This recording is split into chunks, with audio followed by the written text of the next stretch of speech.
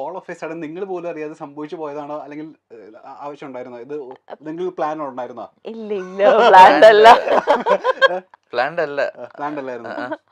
Serial ചെയ്തോണ്ടിരിക്കുകയായിരുന്നില്ല ആ സമയത്ത് അല്ലേ?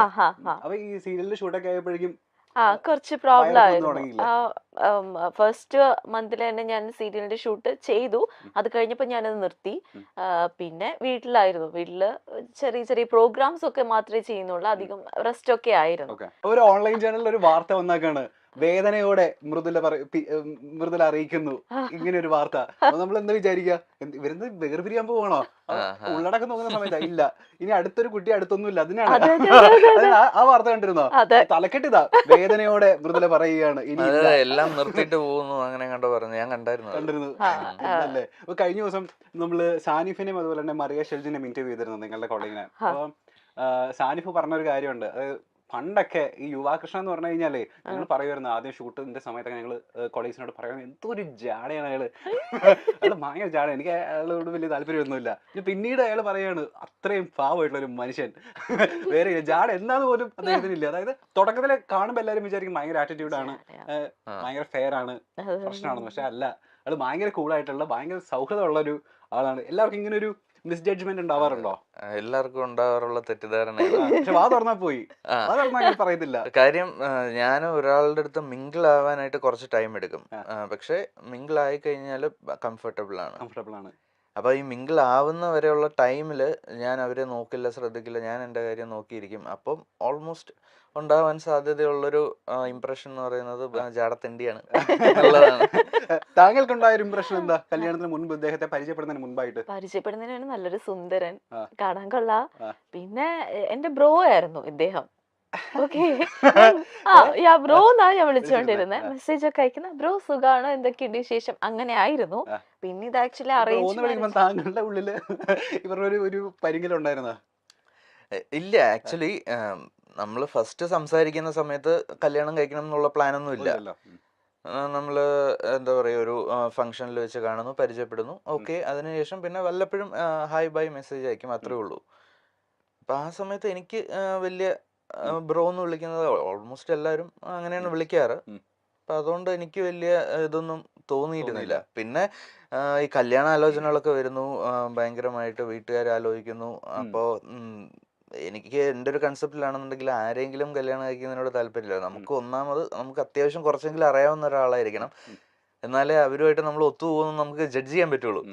അതോടൊപ്പം തന്നെ അത്യാവശ്യം കുറച്ച് ടാലന്റ് ഉള്ള ഒരാളായിരിക്കണം എന്ന് എനിക്ക് നിർബന്ധമുണ്ട്. അതായത് ഇൻഡസ്ട്രിയിൽ നിന്ന് തന്നെ ഒരു ആളായി കഴിഞ്ഞാൽ നല്ലത് എന്നൊരു തോന്നലുണ്ടായിരുന്നു. പക്ഷെ ആ തോന്നൽ ആദ്യം തന്നെ അടിച്ചമർത്തപ്പെടുകയായിരുന്നു.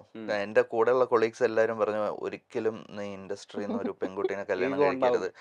കല്യാണം കഴിച്ചു കഴിഞ്ഞാൽ ഈഗോ ഉണ്ടാവും, ഡിവോഴ്സ് ആവും. അതുകൊണ്ട് ഡിവോഴ്സ് ആണ് അതിന്റെ അവസാനം, അല്ലാതെ വേറെ ഒന്നും നോക്കേണ്ട ആവശ്യമില്ല. നീ പുറത്തുനിന്ന് ഒരു കുട്ടീനെ നോക്കുന്നതാണ് നല്ലത്.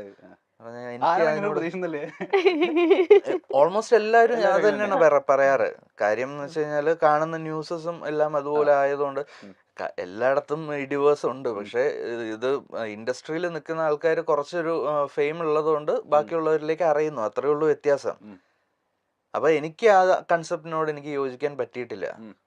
നമുക്ക് വേവ് ലെങ്ത് ഉള്ള ഒരാളെ കിട്ടിക്കഴിഞ്ഞു കഴിഞ്ഞാൽ അയാൾ സെയിം ഇൻഡസ്ട്രി ആണോ അല്ലയോ എന്നുള്ളത് ബാധകമല്ല.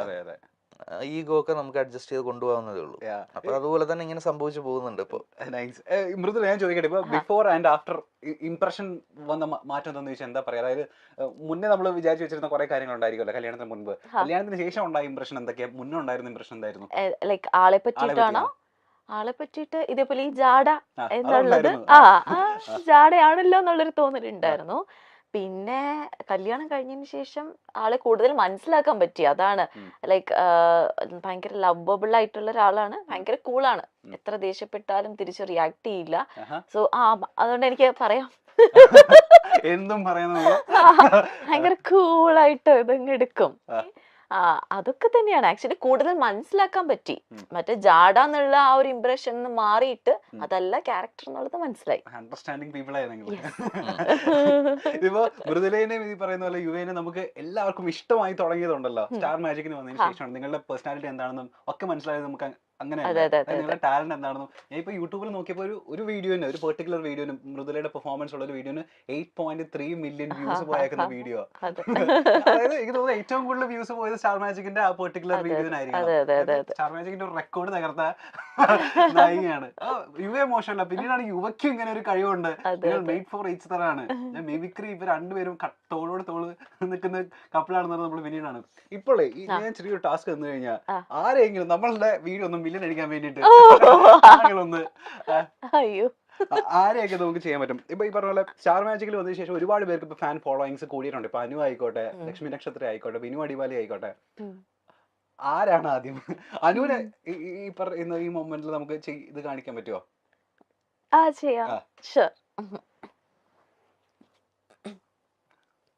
ഇത് ഞാൻ തനു. എന്തിരടി നീ പറയണത്? കുറെ നേരമായിട്ട് ഞാൻ നോക്കുന്നുണ്ടടി. നീ നീ നീ ഇത് കണ്ട, ഈ ഫോട്ടോ നീ കണ്ട? അയ്യോ എന്ത് നല്ല രസമുണ്ടല്ലേ, ഞാൻ അപ്പോഴേ പറഞ്ഞതാണ്. ഓ എനിക്ക് വയ്യ. എന്നെ കൊള്ളാമോടി, നീ പറ. ഈ കുടുംബ കൊള്ളാമോടി, പറയടി. കുഴപ്പമൊന്നും ഇല്ലല്ലോ അല്ലേ? ഇതെന്തോന്ന്, നിന്റെ ലിപ്സ്റ്റിക് എന്തോന്ന്? കൊള്ളില്ല. കൊള്ളാല്ലേ?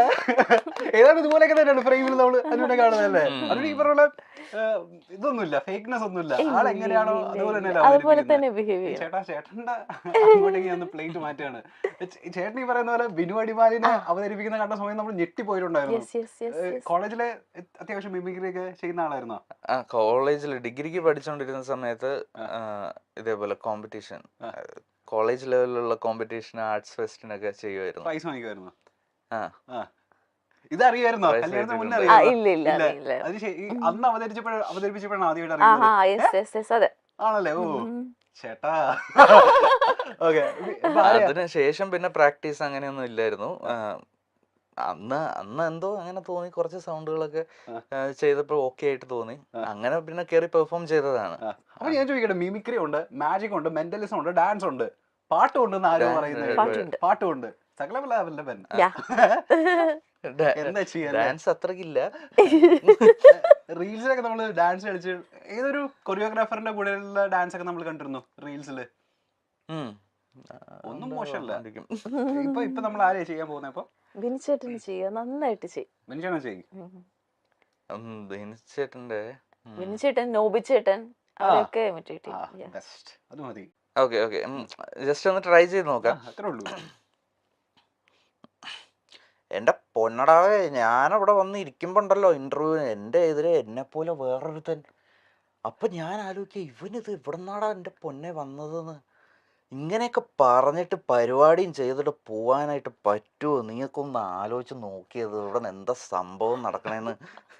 എന്നെ പൊന്നടവേ, ഒരു രക്ഷയില്ല. ബിനുചേട്ടന് മുമ്പില് പെർഫോം ചെയ്തിട്ടില്ലേ? ബിനുചേട്ടൻ എല്ലാവരും ഈ പറയുന്ന പോലെ കോമഡി എടുത്തിട്ട് മറ്റേ ഇൻസൾട്ട് ചെയ്യുന്ന ആളാണല്ലോ. ഈ ചേട്ടന്റെ മുൻപില് ഈ സാധനം അവതരിപ്പിച്ച സമയത്ത് ചേട്ടന്റെ റെസ്പോൺസ് എന്തായിരുന്നു? പുള്ളി ഡയറക്റ്റ് ആയിട്ട് കേട്ടിട്ടില്ലെന്ന് തോന്നുന്നു. പുള്ളി ഇല്ലാത്തൊരു എപ്പിസോഡിലായിരുന്നു ഞാൻ പെർഫോം ചെയ്തത്. ചേട്ടന്റെ റെസ്പോൺസ് അതിനുശേഷം പിന്നെ പുള്ളി എന്ന് പറഞ്ഞ കൊള്ളായിരുന്നു കേട്ടോ. ഇനി ആരാ നോബി ചേട്ടൻ ചെയ്യാൻ പറ്റുമോ? നോബി ചേട്ടൻ്റെ എനിക്ക് ഓർമ്മയില്ല, മൈൻഡിൽ നിന്ന് പോയി അവസാനം. വേറെ ആരെങ്കിലും ചെയ്യുമ്പോ? അല്ലാതെ നമുക്ക് മറ്റേ ഫിലിമിലൊക്കെ ഉള്ള കുറച്ച് ആൾക്കാരുടെ ഒക്കെ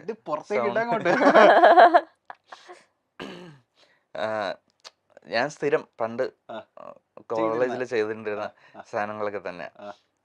കൊച്ചിൻ ഹനീഫയും ജനാർദ്ദനും തമ്മിലുള്ളൊരു ഡയലോഗ്, ആസനെ അർദ്ധം ഷക്കീല പറ്റി ഇരട്ടാന്ന് കേട്ടത് പോയാലോ? ഓ നീ തങ്കപ്പനല്ലടാ പൊന്നപ്പനാ. അതുകൊള്ള